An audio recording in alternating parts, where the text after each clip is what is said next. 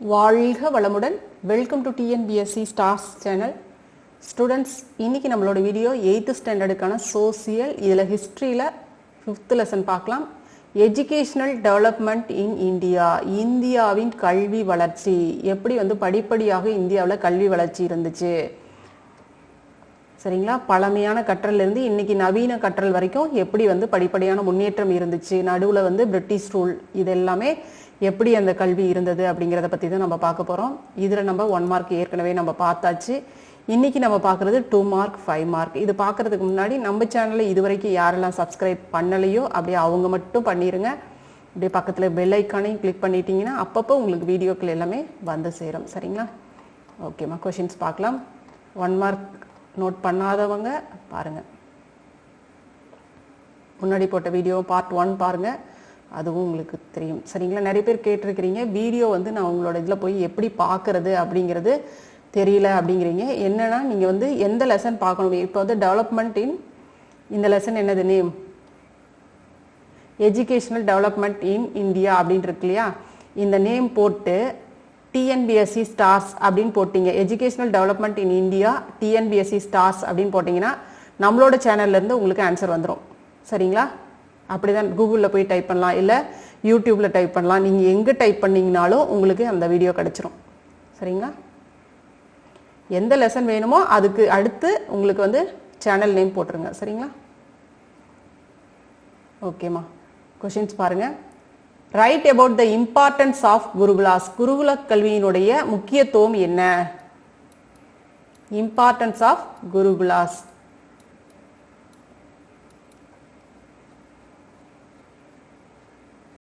Answer பாருங்க. The main objectives was to have complete learning, leading a disciplined life and realizing one's inner potential. சரிங்களா? என்னவா இருந்துச்சு? Complete learning, முழுமையான கற்றல் வேணும். லீடிங் ஏ டிசிப்ளின் லைஃப், ஒழுக்கமான வாழ்க்கை வாழணும்.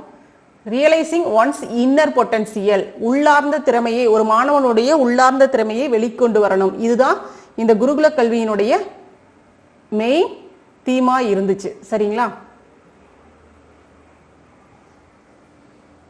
ஆன்சர் பார்த்து ரொம்ப ஈஸி தான். Complete learning, leading a discipline life, realising one's inner potential. ஓகேவா? இதுதான் நம்மளுக்கு பர்ஃபெக்ட் ஆன்சராக வர முடியும். சரியா?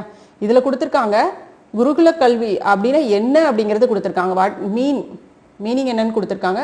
பட் நம்மளுக்கு என்ன கேட்டிருக்காங்க? இம்பார்ட்டன்ஸ், அதனோட இம்பார்ட்டன்ட் என்னவா இருந்துச்சு, எதுக்காக அந்த குருகுல கல்வி அப்படிங்கிறது இருந்துச்சு, அதன் அங்கே கொடுத்த அந்த முக்கியமான கருத்து என்ன, அதாவது எதை மையமாக கொண்டு அங்கே நடத்துனாங்க அப்படிங்கிறது. ஸோ இதுதான் பர்ஃபெக்ட் ஆன்சர் உங்களுக்கு. Okay, right. நெக்ஸ்ட் கொஸ்டின் பார்க்கலாம். Name the most notable universities that involved in ancient India. Most notable universities எதெல்லாம்? ஆன்சியன்ட் இந்தியாவில் எதெல்லாம் மோஸ்ட் நோட்டபிள் யூனிவர்சிட்டியாக இருந்தது? எடுத்தோடனே நம்மளுக்கு வரும் இல்லையா? Nalanda, Takshashila. Among the most notable universities that emerged during that period were situated at Takshila, Nalanda, Vallabhi, Vikramasila, Odantapuri and Jagatala. சரிங்களா? So இந்த இடத்துல அமைஞ்ச இந்த யூனிவர்சிட்டிஸ் தான் என்னது மோஸ்ட் நோட்டபிள் யூனிவர்சிட்டியாக இருந்தது. சரிங்களா? என்னென்ன? தக்ஷிலா, நாலந்தா, வாலாபி, விக்ரமசிலா, ஓடண்டபுரி அண்ட் ஜகட்டாலா.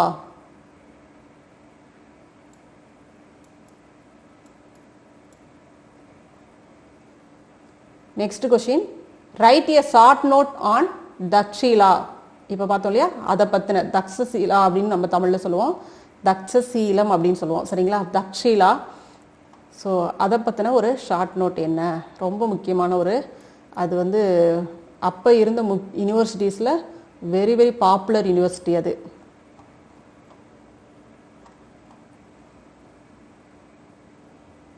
ஆன்சர் பாருங்க. Takshila was an ancient Indian city which is now in northwestern Pakistan. It is an important archaeological site and the UNESCO declared it as a World Heritage Site in 1980. Its fame rested on the university where Chanakya is said to have composed his Ardhasastra. சரிங்களா? தக்ஷசீலா ஒரு ancient Indian city. இது வந்து இப்போ எங்கே லொக்கேட்டில் எந்த இதில் இருக்குது? North western Pakistan. சரிங்களா? அவங்களோட இது. It is an important archaeological site and the UNESCO declare world heritage site அப்படின்னு சொல்லிட்டு 1980 டிக்ளேர் பண்ணியிருக்காங்க. Its fame rested on the university where Chanakya is said to have composed his Arthashastra. சரிங்களா? அர்த்தசாஸ்திரா சாணக்கியர் வந்து இந்த யூனிவர்சிட்டியில் தங்கி தான் தன்னுடைய அர்த்தசாஸ்திரா அப்படிங்கிற ஒரு நூலை வந்து எழுதியதாக இதில் சொல்லப்படுது. சரிங்களா?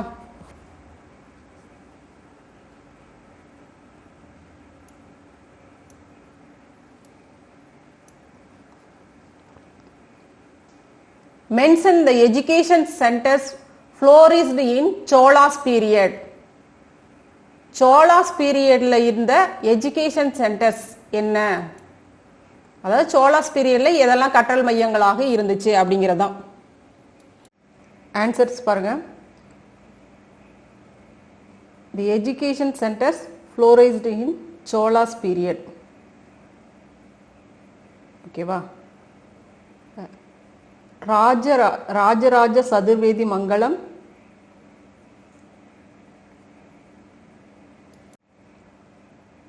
was the famous seat of Vedic college. நீங்க எப்படி போட்டுக்கலாம்னா ராஜராஜ சதுர்வேதி மங்கலம் ஹைஃபன் போட்டு வேதிக் காலேஜ்னு போட்டுக்கோங்க. அடுத்தது திருபுவனி அப்படின்னு போட்டு ஹைஃபன் போட்டு பாண்டிச்சேரி, இதுவும் வேதிக் காலேஜ்.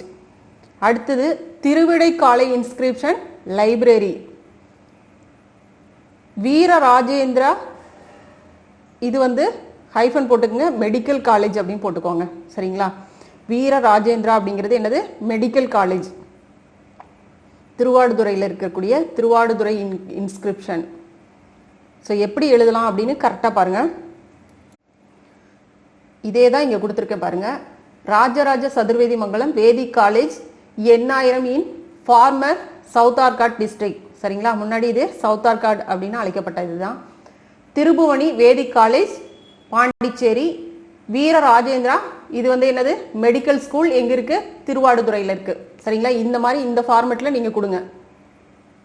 தெரியும்னு நினைக்கிறேன். இதுலயும் பாருங்க. ஓகேவா? இப்ப நல்லா தெரியும் பாருங்க.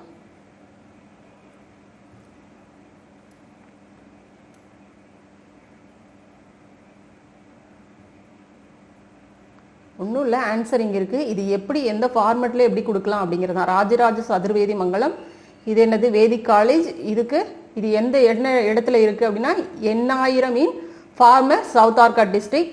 அடுத்தது என்னது? அடுத்தது திருபுவனியில் இருக்கக்கூடிய வேதிக் காலேஜ் தான். எங்கே இருக்குது? பாண்டிச்சேரி. திருபுவனி அப்படிங்கிறது வேதிக் காலேஜ். சாரி, இது வந்து நேமு. இது வந்து ஒரு வேதிக் காலேஜ். இது வந்து பாண்டிச்சேரியில் இருக்குது. சரிங்களா? காலேஜ் ஒரு நேமு திருபுவனி. அடுத்தது வீர ராஜேந்திரா. ஓகேவா? Medical school. லைப்ரரி, அதுக்கு லைப்ரரி ஒன்று இருக்கு. அது என்னது? திருவிடைக்காலை இன்ஸ்கிரிப்ஷன் அப்படிங்க. அது என்ன மென்ஷன் பண்ணுது? லைப்ரரி அப்படிங்கிறது மென்ஷன் பண்ணுது. இது போட்டாலும் போடலாம். ஓகே, இதையும் சேர்த்து போட்டுக்கோங்க. சரியா? ஸோ இந்த ஃபார்மேட்டில் நீங்கள் கொடுத்தீங்க அப்படின்னா பார்க்க தெளிவாக இருக்கும், நீட்டாக இருக்கும். அதான்.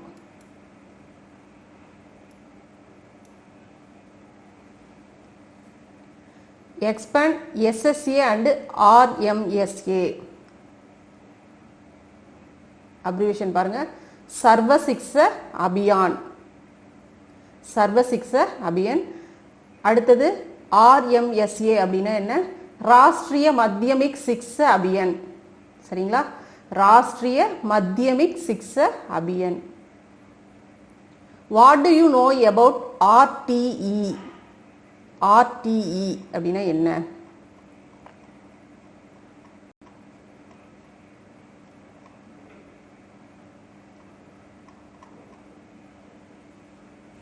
ஆர்டி என்ன சொல்லுது? Right to education. R2E abbreviation என்ன? Right to education provides for free and compulsory education to all the children from the age of 6 to 14 years. ஓகேங்களா? ஸோ 14 அதாவது 6லேருந்து 14 இயர்ஸ் இருக்கக்கூடிய எல்லா குழந்தைகளுக்குமே கட்டாய கல்வி கம்பல்சரி எஜுகேஷன் கொடுக்கணும், அது ஃப்ரீ எஜுகேஷனாக இருக்கணும் அப்படின்னு சொல்கிறது தான் இந்த ஆர்டிஇ, ரைட் டு எஜுகேஷன். சரிங்களா? இதை ப்ரொவைட் பண்ணுது. சரிங்களா? என்ன சொல்லுது? ஃப்ரீ எஜுகேஷன் கொடுக்கணும், அது கம்பல்சரி எஜுகேஷனாக இருக்கணும், எந்த வயசுலேருந்து 6 to 6 to 14 இயர்ஸ் இருக்கக்கூடிய சில்ட்ரனுக்கு கொடுக்கணும் அப்படிங்குது. சரியா?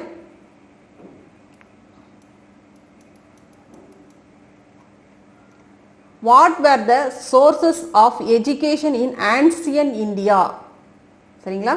ஆன்சியன் இந்தியாவில் எஜுகேஷன் சோர்சஸ், அதாவது கல்வி கற்கக்கூடிய அந்த சூழல் எந்தெந்த சூழல்களில் கல்வி கற்றுத்தரப்பட்டது, அதுதான். சரிங்களா? எந்தெந்த வழிகளில். ஆன்சர் பாருங்க. First question, education in ancient India, அதாவது 3 டாப்பிக்காக போட்டுக்கோங்க. சரிங்களா? Education in ancient India, source of learning, gurukula system, 3 heading வரும் இதில். எஜுகேஷன் இன் சோர்சஸ் தான் நம்மளுக்கு கேட்குறாங்க, அதுதான் இந்த 3 சோர்சஸில் நம்மளுக்கு இருக்குது. அதாவது ஆன்சியன் இந்தியாவில் இந்த 3 சோர்சஸ் வழியாக தான் நம்மளுக்கு வந்து அந்த கற்றல் முறை நடந்துச்சு. ஸோ அதை நம்ம மீன் பண்ணி ஆகணும். First, the historical sources provide the information that from very early times the tradition of teaching and learning had been in vogue in India. The concept of education might have originated from the Vedas. The literal meaning, Sanskrit word Veda is knowledge. Veda அப்படிங்கிறது knowledge. 1 மார்க்லையும் பார்த்தோம் இல்லையா? So என்ன சொல்கிறாங்க இதில் அப்படின்னு பார்த்தோம்னா, ஆரம்ப காலங்களில் இருந்தே வந்து இந்த கற்றல் கற்பித்தல் அப்படிங்கிற அந்த இது வந்து நடந்துச்சு. ஒருத்தர் கற்றுக்கிறாங்க கற்பிக்கிறாங்க அப்படிங்கிற அந்த நடைமுறை இருந்துச்சு, வேத காலம் தொட்டே இருந்துச்சு அப்படிங்கிறத இங்கே மீன் பண்ணுறாங்க. சரியா? அடுத்தது sources of learning, Panini, Aryabhata, Katyayana and Patanjali. இது இந்த இடத்துல அண்டன் போடாமல் இந்த இடத்துல அண்டன் போட்டிங்கன்னா இன்னும் கொஞ்சம் பெட்டராக இருக்கும். Panini, Aryabhata, Katyayana, Patanjali and the writings and the medical treatise of Charaka and Sushruta were also some of the sources of learning. சரிங்களா? இவங்களுடைய அந்த நூல்களும் இவர்கள் படிப்பதற்கு ஒரு வழிகாட்டியாக இருந்துச்சு. இப்போ சாரக்கா சுஸ்ருதாவுடைய மருத்துவ நூல்கள், அந்த குறிப்புகள் இருக்கு இல்லையா, அதை வச்சு மருத்துவம் கற்றுக்கிறாங்க இவங்க. அதே மாதிரி பாணினி, ஆரியப்பட்டார் இவங்களுடைய நூல்களும் இவர்கள் கற்றுக்கொள்வதற்கு ஒரு வசதியாக இருந்துச்சு. எல்லாமே எழுத்து மூலமான இதாக இருந்தது, எல்லாமே ரைட்டிங் சோர்சஸாக இருந்ததுனால ரொம்பவே யூஸ்ஃபுல்லாக இருந்துச்சு. பதஞ்சலியோடைய யோகா, சரிங்களா, இது எல்லாமே ரொம்ப இதாக இருந்துச்சு. ஸோ இதுவும் ஒரு சோர்சஸ் ஆஃப் லேர்னிங். அடுத்தது குருகுல சிஸ்டம். குருகுல சிஸ்டம் அப்படின்னு பார்த்தோம்னா, in ancient India both formal and informal education existed. சரிங்களா? ஃபார்முலாவும் இருந்துச்சு, இன்ஃபார்முலாவும் இருந்துச்சு. அதாவது முறை சாராத கல்வி அப்படிங்கிறது சொல்லப்பட்டது. சரியா? முறை சார்ந்த கல்வி அப்படின்னா ஒரு பல்கலைக்கழகங்களில் போய் கற்கிறது. இப்போ தக்ஷிலா அந்த மாதிரியான இதில் போய் இது பண்ணுறது. முறைசாரா அப்படின்னா குருகுல கல்வி, வீட்டிலே கற்கிறது, வீட்டில் ஆசிரியர்களை கூப்பிட்டு கற்றுக்கிறது, இந்த மாதிரியான இதெல்லாம் முறைசாரா இதாக இருந்துச்சு. indigenous education was imparted at home in temple, pathshalas and gurukulas. சரிங்களா? இந்த மாதிரியான இடங்கள்லையும் கற்றுத்தரப்பட்டுச்சு education. There were people in homes, villages and temples who guided young children in imbibing ways of life. So அவங்களும் என்ன நினைச்சாங்க அப்படின்னா, யங் சில்ட்ரன் வந்து, அதாவது இந்த இடங்களில் இருக்கக்கூடிய மக்கள், வில்லேஜ், டெம்பிள்ஸ், இந்த ஹோம், வீடுகள் இருக்கக்கூடிய மக்கள் எப்படி நினைச்சாங்க அப்படின்னா, குழந்தைங்க வந்து கல்வி கற்கணும், அவங்களுடைய பக்தி கலந்த ஒரு நேர்மையான ஒரு நல்ல வாழ்க்கை முறையை வாழணும் அப்படின்னு நினைச்சாங்க. சரிங்களா? இந்த மக்கள். லாஸ்ட்டாக எப்படி முடிக்கலாம் அப்படின்னு பார்த்தோம்னா, திஸ் வாஸ் நோன் அஸ் குருகுல சிஸ்டம் ஆஃப் எஜுகேஷன். சரிங்களா? இதில் இன்னொரு பாயிண்ட் ஒன்று எழுதுகிறோம். என்னன்னா இது teaching was oral and students remembered. இருங்க, இது வரைக்கும் எழுதிக்கலாம். அதாவது இந்த குருகுல சிஸ்டம்ல எப்படி வந்து எஜுகேஷன் கொடுத்தாங்க அப்படிங்கிறதான். Teaching was oral and students remembered and meditated upon what was taught in the gurukulas. Many of these gurukulas were named after the sages, situated in forests in serene and peaceful surroundings. Hundreds of students used to learn together in gurukulas. So குருகுல கல்வி அப்படின்னு பார்த்தோம்னா இதில் வந்து எழுத்து முறைகள் ஓரலாக தான் சொல்லித்தரப்பட்டுச்சு. இவங்க மெடிடேஷன் இதெல்லாமே கற்றுக்கிட்டாங்க. மெடிடேஷன் பண்ணோம்னாவே நம்மளுக்கு வந்து அந்த ஓரல் சொன்னாங்கனாலும் அது வந்து நம்மளுக்கு மைண்டில் ரிஜிஸ்டர் ஆகும். அது மட்டும் இல்லாமல் இந்த மாதிரியான குருகுல கல்விகள்லாம் எங்கே கற்றுக் கொடுக்கப்பட்டுச்சுன்னா ரொம்ப பீஸ்ஃபுல்லாக ரொம்ப அமைதியாக இருக்கக்கூடிய அந்த காடுகள் இந்த மாதிரியான இடங்கள்ல தான் நம்ம இதுலலாம் பார்த்துருப்போம், படங்கள்லாம் பார்த்துருப்போம். முனிவர்கள் வந்து காடுகளில் வசிப்பாங்க. அங்கே தான் வந்து ராமாயண மகாபாரதம் பார்த்தாவே நம்மளுக்கு தெரிஞ்சிடும் எப்படி இருக்கும் அப்படின்னு சொல்லிட்டு இந்த இது. ஸோ ரொம்ப அமைதியான இடத்துல தான் இந்த மாதிரியான இது இருக்கும். அது ஒரே சமயத்தில் 100க்கும் மேற்பட்ட மாணவர்கள் வந்து அந்த இடத்துல தங்கி ஒன்றா பாடம் கற்றுக்குவாங்க. ஸோ இதில் என்ன சேஜஸ் முனிவர்களுடைய பெயரால்லாம் அந்த குருகுல இது வந்து அழைக்கப்படுது. ஸோ ஆன்சர் வந்து இது வரைக்கும் எழுதிக்கோங்க, சரிங்களா? ஹெட்டிங் மட்டும் இப்படி போட்டுக்கோங்க. அப்படியே இருக்கிற ஹெட்டிங் அப்படியே போட்டுக்கிறீங்க. எஜுகேஷன் இன் ஆன்சியன்ட் இந்தியா இது கொடுத்துக்கிறீங்க. சோர்சஸ் ஆஃப் லேர்னிங், அடுத்தது குருகுல சிஸ்டம், சரிங்களா? ஸோ இது இந்த பேராகிராஃப் இதோட சேர்த்து எழுதிக்கோங்க, சரியா? இது பார்த்தீங்க அப்படின்னா நம்மளுக்கு பேஜ் நம்பர் 48ல் இருக்குது. Okay,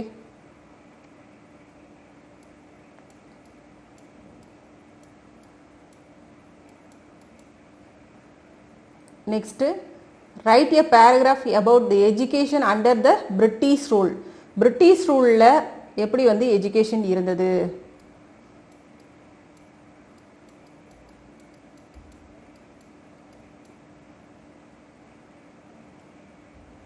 History of education in British rule can be divided into 4 periods. என்னென்ன ஒன் பை ஒன்னா பாயிண்ட் போட்டுக்கோங்க. From the early days of the British rule up to 1813, சரிங்களா? 1831 வரைக்கும் எப்படி இருந்துச்சு? Period from 1813 to 1853. Third period from 1854 to 1920. Period from 1921 to 1947. ஓகேங்களா? One by ஒன்னா போட்டு first point history of education in British rule can be divided into 4 periods அப்படின்னு போட்டுட்டு கீழே ஒன் பை ஒன்னா இந்த 4 பாயிண்ட்ஸ் எழுதிக்கோங்க. அதுக்கப்புறம் ஒவ்வொரு பாயிண்ட்ஸா நம்ம டிஃபைன் பண்ணி எழுதலாம், சரியா? First point from the early days in of the British rule up to 1813 என்ன இருந்துச்சு அப்படின்னு பார்த்தோம்னா, the company's charter was renewed in 1813 which compelled the company to assume responsibility for the education of Indians, though on a very limited scale. Besides missionaries, non-missionaries like Raja Ram Mohan Rai of Bengal, Pachayapar of Madras, W. Fraser of Delhi contributed to the cause of education. இந்த charter act இது 1813 என்ன சொல்லுது அப்படின்னா, இந்த எஜுகேஷனுக்கான உங்களுடைய contribution அந்த responsibility வந்து கொஞ்சம் கம்மியாக, அதாவது குறைந்த அளவு தான் இருக்கணும், லிமிடெட் ஸ்கேலில் இருக்கணும் அப்படின்னு சொல்லி வற்புறுத்துச்சு இந்த 1813 சார்ட்டர், சரிங்களா? சார்ட்டர்னா பட்டய சட்டம் அப்படின்னு சொல்லுவோம். கம்பெனிஸ் சார்ட்டர்னா கம்பெனியினுடைய அந்த பட்டய சட்டம் அப்படின்னு சொல்லுவோம். ஸோ அதனால தான் இவங்கெல்லாம் கான்ட்ரிபியூட் பண்ணாங்க, சரிங்களா? ராஜாராம் மோகன் ராய், பச்சையப்பர், இந்த ஃப்ரேசர் இவங்க எல்லாம் தங்களுடைய பங்களிப்பு எஜுகேஷனுக்காக இவங்களும் கொடுத்தாங்க அந்த காலகட்டங்களில் 1813ல், சரிங்களா? ஸோ இதுதான் இந்த 1813ல் நடந்த விஷயம். அடுத்தது பார்த்தோம் அப்படின்னா பீரியட் ஃப்ரம் 1813 டு 1853 என்ன நடந்துச்சு? The second period was also marked by great educational controversies concerning the uses of educational policy, medium of instruction and method of spreading education. So இந்த பீரியட் எப்படி இருந்துச்சு அப்படின்னு பார்த்தோம்னா, எஜுகேஷன் கான்ட்ராவர்சி, அதாவது ஒரு கல்வி கொள்கை இந்த இதுலையுமே, இந்த பாலிசி இந்த இதுலையுமே ஒரு கான்ட்ராவர்சி இருந்துச்சு. எந்த மாதிரியான இதை கொடுக்கறது அப்படிங்கிறது, ஸோ அதாவது பயிற்று மொழி அப்படின்னு சொல்லுவோம். எந்த லாங்குவேஜ்ல நம்ம இந்த கல்வி நம்ம இவங்களுக்கு கொடுக்கறது, இந்த எஜுகேஷன் இவங்களுக்கு கொடுக்கறது அப்படிங்கிறதே ஒரு பெரிய கேள்விக்குறியா இருந்துச்சு. இவங்க வந்து இங்கிலீஷ்ல நம்ம கொடுக்கணும் அப்படின்னு சொன்னாங்க. பட் இங்க இருக்கக்கூடிய பீப்புள்ஸ் வந்து ஏற்கிறதுக்கு அதை மறுத்தாங்க. அந்த மாதிரியான ஒரு கான்ட்ராவர்சி சுச்சுவேஷன் தான் இந்த பீரியட்ல நடந்துச்சு. சரியா? இதை நம்ம படிச்சோம் இல்லையா? 2 மார்க் கொஸ்டின், அதாவது 1 மார்க்ல பார்த்திருப்போம். These controversies were partially set at rest by Macaulay's Minutes of 1835. Higher education was de-orientalized, encouraging English education for the upper classes.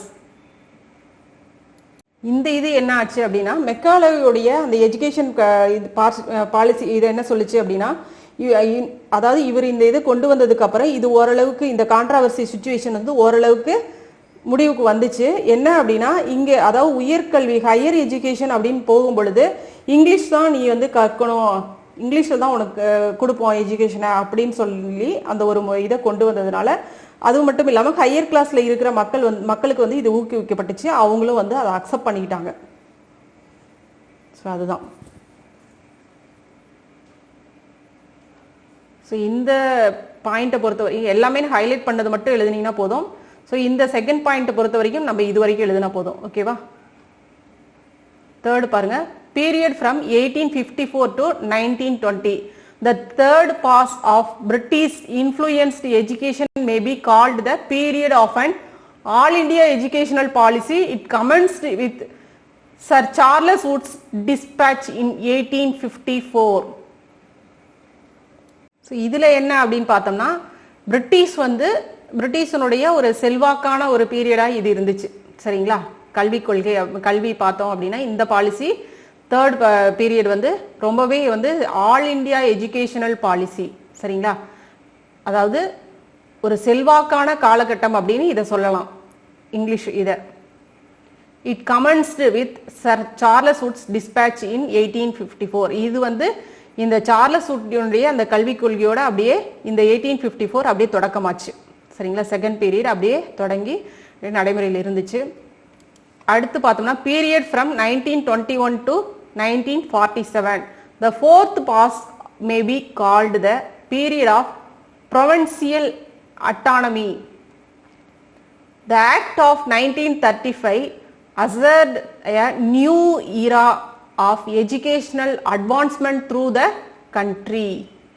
So இதுல என்ன சொல்றாங்க அப்படின்னு பார்த்தோம்னா, பீரியட் ஆஃப் ப்ரொவின்சியல் அட்டானமி, அதாவது சுயாட்சி காலம் அப்படின்னு இதை சொல்லலாம். சரிங்களா? ஸோ இது வந்து ஒரு கல்விக்கான ஒரு புதிய சகாப்தத்தையே இது உருவாக்குச்சு. 1935ல கொண்டு வந்த அந்த ஆக்ட். சரிங்களா? இந்திய சட்டம் அப்படின்னு சொல்லுவோம் இல்லையா?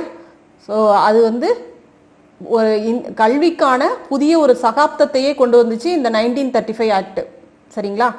அதாவது மாகாணங்களில் சுயாட்சி இந்த ஃபோர்த் பாஸ்ல நடந்தது. சரியா? ஏன்னா அந்த டைம்ல தான் நம்மளுக்கு வந்து செகண்ட் வேர்ல்டு வார்லாம் நடந்த அந்த காலகட்டம். ஸோ எல்லாமே வந்து அந்த டைம்ல தான். சரியா? அப்பதான் வந்து நிறைய விஷயங்கள் அந்த டைம்ல நடந்திருக்கும். 47 21லேருந்து 47 நிறைய மாற்றங்கள்லாம் உருவாயிருக்கும். ஸ்ட்ரகிள் பண்ணி வாங்கினாங்க. After the second world war a very important plan for educational development known as the Sargent report was prepared. 1944ல ப்ரிப்பேர் பண்ண சர்ஜென்ட் ரிப்போர்ட் தான் வந்து கல்வி மேம்பாட்டிற்கான ஒரு முக்கியமான ஒரு திட்டமாக, எஜுகேஷனல் டெவலப்மெண்ட்டுக்கான ஒரு இம்பார்ட்டன்ட் பிளான், முக்கியமான ஒரு திட்டமாக இது இருந்துச்சு. சரிங்களா? இது 1944ல கொண்டு வந்தாங்க. ஸோ இதுதான் 4 பீரியட்லையும் என்னென்ன நடந்தது அப்படிங்கிறது இது வரைக்கும் எழுதிக்கிட்டிங்கன்னா போதுமானது. சரியா? ஸோ இதுலேருந்து என்ன தெரியுது, ஃபர்ஸ்ட் பீரியடில் என்ன நடந்தது அப்படின்னு பார்த்தோம்னா 1813ல் இது போட்டிருக்காங்க. இது வந்து ஓரளவுக்கு தான் வந்து இது வந்து எஜுகேஷனுக்கு எங்களுடைய கான்ட்ரிபியூஷன் இருக்கும் அப்படின்னு சொன்னாங்க. ஸோ மற்றவங்க எல்லாமே இவங்க மூலமே எஜுகேஷனுக்கு தன்னுடைய பங்களிப்பு, அதாவது நிதி உதவி அப்படிங்கிறது தான் தன்னுடைய பங்களிப்பு, நிதி மற்றும் அறிவுபூர்வமான விஷயங்கள், ஏதாவது டீச்சர்ஸ் இந்த மாதிரியான அப்பாயின்மெண்ட் பண்ணுறது, இந்த மாதிரியான விஷயங்களை இவங்களும் எடுத்துக்கிட்டாங்க. 1813 to 53 அப்படின்னு பார்த்தோம்னா இதில் வந்து ஒரு கான்ட்ராவர்சி இருந்துச்சு. எந்த மாதிரியான எஜுகேஷன் நம்ம கொடுக்கணும், எந்த மாதிரியான பாலிசி, அதாவது கல்விக் கொள்கை, இந்த இதெல்லாம் மீடியம் ஆஃப் இன்ஸ்ட்ரக்ஷன், இந்த இது எல்லாமே கொஞ்சம் ஒரு கான்ட்ராவர்சி போயிட்டு இருந்துச்சு. இந்த கான்ட்ராவர்சியை ஒரு முடிவுக்கு கொண்டு வந்தது யாருன்னு பார்த்தோம்னா மெக்காலேவுடைய அந்த மினிட்ஸ் தான். ஸோ 1835 கொண்டு வந்தது. இது வந்து என்ன சொல்லிச்சு, ஹையர் எஜுகேஷனில் கட்டாயமான இங்கிலீஷ் தான் கற்றுக்கணும் அப்படின்னு சொல்லிச்சு. இது வந்து ஹையர் கிளாஸ் பீப்புள் இதை வந்து அக்செப்ட் பண்ணிக்கிட்டாங்க. பண்ணுறதுக்கு இவங்களும் கொஞ்சம் ஊக்குவிச்சாங்க, அவங்கள என்கரேஜ் பண்ணாங்க. ஸோ பீரியட் ஃப்ரம் 1854 to 1920 அப்படின்னு பார்த்தோம்னா இந்த பீரியடில் என்ன நடந்திருக்கு அப்படின்னு பார்த்தோம்னா ஓரளவுக்கு வந்து எஜுகேஷன் வந்து ஓரளவுக்கு இந்த பீரியடில் வந்து ஒரு புதிய இதை உருவாக்குச்சு. ஆல் இண்டியா எஜுகேஷனல் பாலிசி, இந்திய கல்விக் கொள்கை அப்படிங்கிற ஒரு இது வந்து ஒரு பெரிய மாற்றத்தை கொண்டு வந்துச்சு. இது சர் சார்லஸ் வுட்ஸ் டிஸ்பேட்ச் இவருடைய இந்த இதனால உருவானது தான். ஸோ இதுலேருந்து இது தொடக்கமாச்சு. சார்லஸ் வுட்டுடைய அந்த இது கல்விக் கொள்கையோட 1854 அப்படியே ஒரு தொடர்ந்து ஒரு வந்துச்சு. பீரியட் ஃப்ரம் 1921 to 47 அப்படின்னு பார்த்தோம்னா இதுதான், அதாவது மாகாணங்களில் சுயாட்சி அப்படின்னு சொல்லப்படக்கூடிய இந்த இதில் வந்து அந்த ஆக்ட் கொண்டு வந்தாங்க. அந்த பீரியடில் வந்து 1935 ஆக்ட் ஒன்று போட்டாங்க, சரிங்களா. அந்த டைமில் இந்த 1935 ஆக்ட் ஒரு கல்விக்கு ஒரு புதிய சகாப்தத்தையே உருவாக்குச்சு அப்படின்னு சொல்லப்படுது, சரிங்களா, எஜுகேஷனுக்கு. அதுக்கப்புறம் செகண்ட் வேர்ல்டு வார்க்கு அப்புறம் என்ன பண்ணாங்க அப்படின்னு பார்த்தோம்னா plan for educational development known the Sargent report was prepared. So இந்த பீரியடில் போட்ட அந்த திட்டம் எஜுகேஷனல் செகண்ட் வேர்ல்டு வார்க்கு அப்புறம் கொண்டு வரப்பட்ட இந்த இது தான், அதாவது சர்ஜன்ட் ரிப்போர்ட் கொடுத்தாங்க. அவங்க வந்து ஒரு அறிக்கை கொடுத்தாங்க, இங்கே என்ன மாதிரியான எஜுகேஷன் கொடுக்கலாம், எப்படி கொடுத்தா நல்லா இருக்கும் அப்படிங்கிற மாதிரியான அந்த ஒரு அறிக்கை இங்கே சமர்ப்பிக்கப்பட்டுச்சு செகண்ட் வேர்ல்டு வார்க்கு அப்புறம் 1944. இதுவும் வந்து ஒரு பெரிய மாற்றத்தை இங்கே கொண்டு வந்தது தான். ஓகேவா. ஸோ பார்க்குறதுக்கு இயர்ஸ் கொடுத்துருக்காங்க, இந்த மாதிரி பெருசாக இருக்குது அப்படின்லாம் நினச்சிடாதீங்க, ரொம்ப ஈஸியாக தான் இருக்கும். Describe the national policy on education. National policy answer பாருங்க. The first education policy of 1968 marked a significant step in the history of education in independent India. சுதந்திரத்துக்கு அப்புறம் போடப்பட்ட அந்த ஒரு கல்விக் கொள்கை 1968 போட்டாங்க. It aimed to promote national progress, a sense of common citizenship and culture, and to strengthen national integration.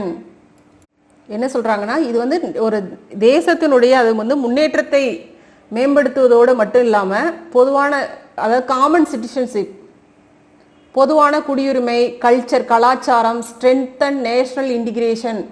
So strengthen national integration அப்படின்னா என்னதுங்க, தேசத்தினுடைய அந்த ஒற்றுமையை வலுப்படுத்தணும், இன்னும் ஸ்ட்ரென்தன் பண்ணணும், அந்த மாதிரியான இதெல்லாம் இது வந்து ப்ரொமோட் பண்ணாங்க.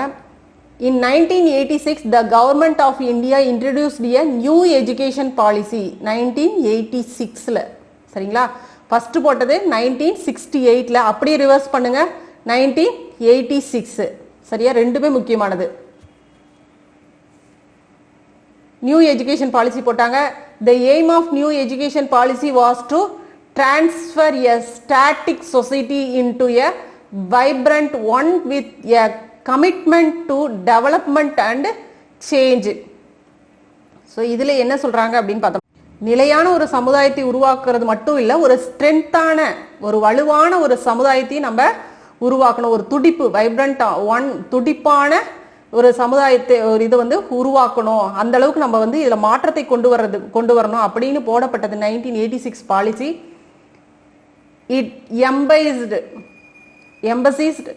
It emphasized on equal opportunities for marginalized sections of the country and the removal of disparity through scholarships, adult education and open universities, especially for rural India.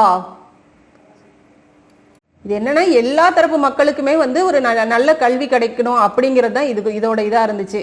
அதாவது ஸ்காலர்ஷிப், உதவித்தொகை மூலமாக கிடைக்கணும், அடல்ட் எஜுகேஷன், முதியோர் கல்வி அப்படின்னு பார்த்துருப்போம் நம்ம முன்னாடி.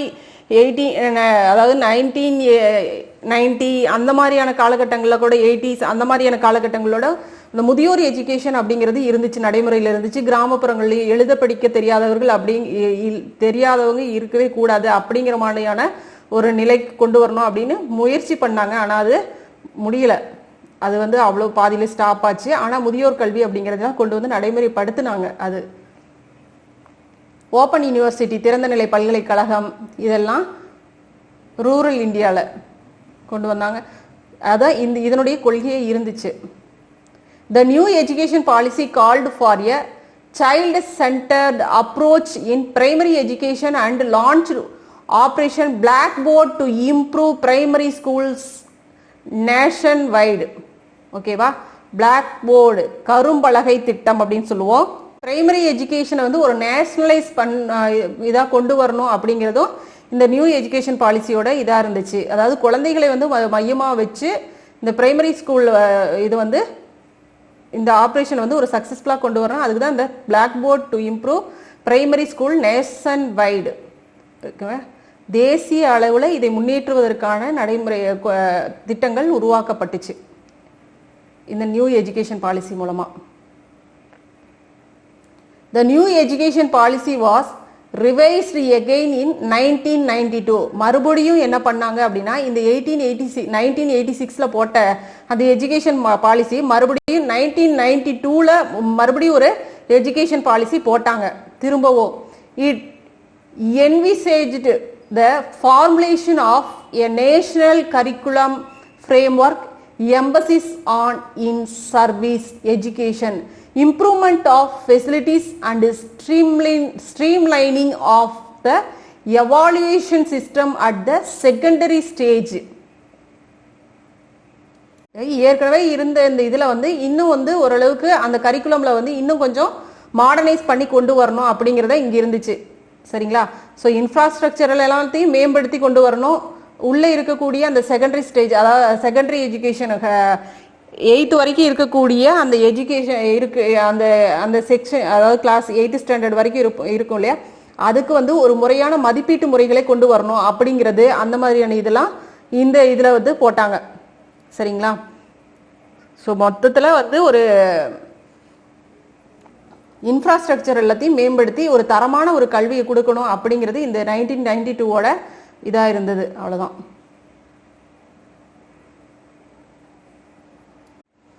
envisaged the formulation of national curriculum, தேசிய பாடத்திட்டத்தை வடிவமைத்தல். சரிங்களா? கரிக்குலம் ஃப்ரேம்வொர்க் இதை இங்கே சொல்லுது. ஓகேவா? ஸோ இந்த இதை பொறுத்த வரைக்கும் கண்டிப்பாக இது ஃபுல்லாக தான் நீங்கள் எழுதி ஆகணும். இந்த டாபிக் ஆரம்பிச்சிங்கன்னா நேஷனல் பாலிசி ஆன் எஜுகேஷன் அப்படின்னா இது ஃபுல்லாக தான் நம்ம கொடுத்தாகணும். சரியா? ஸோ ஒன்றும் இல்லை, இந்த எந்த அளவுக்கு வந்து இதை வந்து சேஞ்ச் பண்ணி கொண்டு வந்தாங்க அப்படிங்கிறதான். சரிங்களா? ஃபஸ்ட்டு 68ல் போட்டாங்க, அடுத்தது ரெண்டாவது பாலிசி 1986 போட்டாங்க, மறுபடியும் இதையே 86ல் போட்ட நியூ பாலிசியை மறுபடியும் திரும்ப ஒரு தடவை ரிவைஸ் பண்ணி 92ல் போட்டாங்க. இது 3 பாயிண்ட் கண்டிப்பாக நீங்கள் மீன் பண்ணியே ஆகணும். இது எடுத்தீங்கன்னா உங்களால் இது கண்டிப்பாக மார்க் கொடுக்க மாட்டாங்க. இது இயர் ரொம்ப முக்கியம். இந்த 3 பாயிண்ட் உறுதியாக கொடுத்தே ஆகணும். சரிங்களா? இந்த கடைசி பாயிண்ட் ரொம்ப ரொம்ப முக்கியம், எல்லாமே ஓவராலாக இருக்கக்கூடிய இந்த இது. சரியா? அதே மாதிரி இந்த பிளாக் போர்டு திட்டம், இந்த இதெல்லாம் ஸோ பார்த்துக்கோங்க. பாயிண்டாக கொடுங்க, 1 by 1 கொடுங்க. மேக்ஸிமம் வந்து ஒரு 10 பாயிண்ட், அதாவது 10 to 12 அந்த அளவுக்கு வரும். நீங்கள் 10 பாயிண்ட் கண்டிப்பாக கொடுத்தே ஆகணும். கொடுத்தீங்கன்னா கொஞ்சம் நல்லாயிருக்கும், மார்க் ஃபுல்லாக வந்துடும். Give a detailed account on education under Cholas. Cholas பீரியட்ல இருந்த எஜுகேஷன் சிஸ்டம்ஸ் எப்படி இருந்தது அப்படிங்கிறது பார்க்கலாம். எப்பயுமே நம்ம சோலாஸ் பீரியட், சோழர்களின் காலம் இந்தியாவினுடைய பொற்காலம் அப்படின்னு அழைக்கப்படும். சரிங்களா? ஸோ அந்த காலகட்டங்களில் தான் இந்தியாவில் பெரிய மாற்றங்கள், கல்வித்துறையிலையும் பெரிய மாற்றங்கள் வந்துச்சு. இலக்கியங்கள், மொத்தமாக கல்வி அப்படின்னாவே அதுதான் இலக்கிய மறுமலர்ச்சியின் காலம் அப்படின்னும் இதை அழைக்கலாம். சரியா? ஸோ அதுதான் சோலாஸ் பீரியட். இது வந்து நம்ம இங்கிருந்து இது வரைக்கும் நம்ம எழுதணும். இது நம்ம ஏற்கனவே இந்த எஜுகேஷன் ஜெண்டர்ஸ் ஃப்ளோரிஸ்ட் இன் சோலாஸ் பீரியட் அப்படிங்கிறத நம்ம ஏற்கனவே இந்த இதில் கொடுத்துருக்கோம் இல்லைங்களா? இதை அப்படியே நீங்கள் இந்த பாயிண்ட்டுக்கு நீங்கள் எழுதிட்டீங்கன்னா போதும். இது ஏற்கனவே படிச்சாச்சு இல்லையா? 2 மார்க்கில் 4th கொஸ்டினுக்கு நம்ம படிச்சிட்டோம். ஸோ மிச்சம் இருக்கிற இந்த பாயிண்ட் மட்டும் தான் நம்ம கொடுக்குறதா இருக்கும். The Chola period was the most brilliant and creative period in the Tamil literature. சரிங்களா? தமிழ் இலக்கியத்தின் முக்கியமான ஒரு காலகட்டம் அப்படின்னு பார்த்தோம்னா இந்த சோலாஸ் பீரியட் தான். Tamil education enjoyed a greater connection with religion and temple. So Tamil education அப்படின்னு பார்த்தோம்னா நம்மளுக்கு வந்து அது ஒரு கனெக்டிவிட்டி இருக்கும். எதோட? இங்கே இருக்கக்கூடிய ரிலீஜியனோடையும் டெம்பிளோடையும். Free education was given to people. The curriculum and syllabi had the theoretical background. From the inscription of that period we can now gain knowledge about the qualification of teacher, method of teaching, salary of teachers, food provided to the students and the land given to the schools etc. சரிங்களா? So அப்பயே என்ன பண்ணியிருக்காங்க பாருங்க, method of டீச்சிங்லாம் அப்பயே கொண்டு வந்திருக்காங்க. எப்படிலாம் வந்து கொடுக்கணும், ஒரு குவாலிஃபிகேஷன் ஆஃப் டீச்சர்ஸ்க்கு எந்த மாதிரியான குவாலிஃபிகேஷன் இருக்கணும், ஸ்டூடெண்ட்டுக்கு வந்து அங்கேயே ஃபுட்டும் ப்ரொவைட் பண்ணியிருக்காங்க, லேண்டு கொடுத்துருக்காங்க. யாருக்கு? ஸ்கூல்ஸ்க்கு லேண்ட் கொடுத்துருக்காங்க. சரிங்களா? சாலபோகம் அப்படின்னா என்னது? ஸ்கூலுக்கு கொடுக்குற, அதாவது டீச்சர்ஸ்க்கு கொடுத்த லேண்டு தான் நம்ம சாலபோகம் அப்படின்னு சொல்லுவோம்னு பார்த்தோம் இல்லையா 1 மார்க் கொஸ்டின்ல. அதெல்லாமே இதை படிக்கும்போது அதெல்லாம் மைண்டுக்கு வரணும். சரியா? ஸோ இந்த மாதிரியான விஷயங்கள் எல்லாமே இருந்துச்சு அப்படிங்கிறத நம்ம எப்படி தெரிஞ்சுக்கிறோம் அப்படின்னு பார்த்தோம்னா from the inscription of that period. அங்கே அந்த காலகட்டங்களில் இருந்த அந்த கல்வெட்டுக்கள், அந்த இன்ஸ்கிரிப்ஷன் மூலமாக நம்மளால தெரிஞ்சுக்க முடியுது. சரிங்களா? ஸோ இது மட்டும்தான். அதாவது இதுக்கு 2 ஹெட்டிங் போட்டுக்கோங்க. ஃபர்ஸ்ட் ஹெட்டிங்கில் சோலா பீரியட் அப்படின்னு போட்டு இந்த இது எழுதிக்கோங்க ஃபுல்லாக. அடுத்தது the education centres flourished in Cholas period அப்படின்னு சொல்லிட்டு இந்த கீழே இருக்கக்கூடிய நம்ம கொடுத்த அந்த 2 மார்க்கு கொடுத்தோம் இல்லையா, அந்த மிச்ச இதை எழுதிக்கோங்க, எந்தெந்த இதில் எப்படி இருந்துச்சு அப்படிங்கிறதையும். சரியா? இந்த மாதிரி கொடுத்துக்கோங்க. ஓகே, 4 கொஷின் தான் நினைக்கிறேன். Yes, okay. ஹார்ட்ஸ் ஒரு கொஷின் இருக்கு, இது நம்மளுக்கு உள்ளேயே இருக்கு, அது அப்படியே எழுதிக்கலாம். How does the flagship program of SSA achieve universal elementary education? இந்த கொஸ்டினுக்கான ஆன்சர் நீங்க இது வரைக்கும் கொடுக்கணும். இது போதும். சரியா? இந்த ஹையர் ஆர்டர் திங்கிங் இந்த கொஸ்டினுக்கு வந்து ஃபுல்லாக இந்த வரைக்கும், அதாவது எஸ்எஸ்சி இதனுடைய இது என்னென்ன எந்தெந்த இதெல்லாம் அச்சீவ் பண்ணியிருக்கு, இதோட கோல் என்ன, எப்படி அச்சீவ் பண்ணியிருக்காங்க அப்படிங்கிறது தான் இதனுடைய இது. The Sarva Shiksha Abhiyan is the government of India's flagship program that was launched in 2000-2001 to achieve universal elementary education.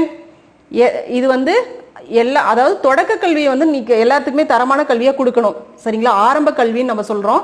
அந்த ஆரம்ப கல்வியை நம்ம எல்லாத்துக்குமே ஒரு தரமானதாக கொடுக்கணும். SSA is now the primary vehicle for implementing the previous of the right of education to free and compulsory education act 2009 இதுல போட்டது. இது வந்து right to education provides for free and compulsory education to all the children from the age of 6 to 14 years. The SSA initiates a variety of innovation and activities related to the schools. சரிங்களா? 16லேருந்து 14 years இருக்கக்கூடிய அந்த எல்லா குழந்தைகளுமே முழுமையாக கற்றல் இருக்கணும் அவங்களுக்கு. அதே மாதிரி பிரைமரி, அதாவது 6th to 8th அந்த அவங்களுக்கும் வந்து அந்த அதுவும் ஒரு இது 14 இயர்ஸ்க்குள்ளார அந்த இதுவும் அடக்கமாக இருக்கும். சரியா? அதுவும் வந்து ஒரு ஸ்டாண்டர்டான எஜுகேஷன் அவங்களுக்கும் வந்து கொடுத்துருக்கணும். அதுலேயும் வந்து மாற்றங்கள் கொண்டு வரணும். எலிமெண்ட்ரி எஜுகேஷன், சரிங்களா, அதையும் வந்து ஸ்டாண்டர்டாக கொண்டு வரணும். அப்படிங்கிறதுல இது வந்து வெற்றி கண்டிருக்கு அப்படின்னு சொல்லப்படுது. அது என்ன நினைச்சாங்களோ, எந்த மாதிரியான கோலை வந்து அடையணும் அப்படின்னு நினைச்சாங்களோ அதையும் இவங்க வந்து கரெக்டாக கொடுத்துருக்காங்க, பண்ணியிருக்காங்க அப்படிங்கிறதா இந்த இது. சரியா? ஸோ இந்த இதுக்கான ஆன்சர் இதை கொடுத்தீங்கன்னா போதும்.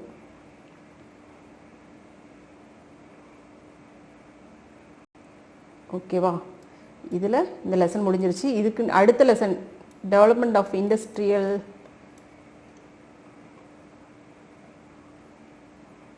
இண்டஸ்ட்ரீஸ் இன் இந்தியா இது போட்டோம் நம்ம. சரிங்களா? நெக்ஸ்ட்டு வந்து நம்ம அதாவது எக்கனாமிக்ஸில் ஒரு லெசன் கொடுக்கலாம். சரிங்களா? இன்னும் ஃபஸ்ட் லெசன் கூட போடலன்னு நினைக்கிறேன். ஸோ அதை பார்த்து நம்ம போடுவோம். ஓகேவா? ஓகேம்மா, தேங்க்யூ.